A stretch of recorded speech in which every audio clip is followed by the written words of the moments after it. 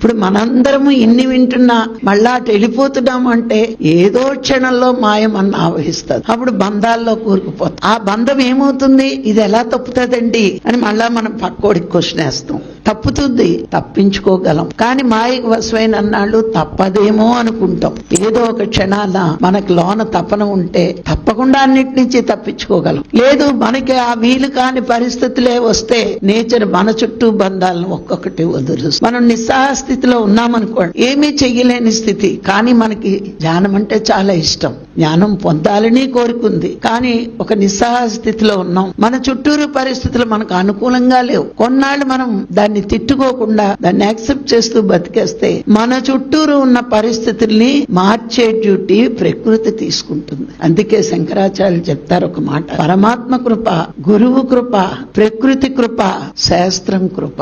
ఈ 4 కృపలు ఒక సాధకుడి మీద ఎప్పుడూ ఉంటాయి.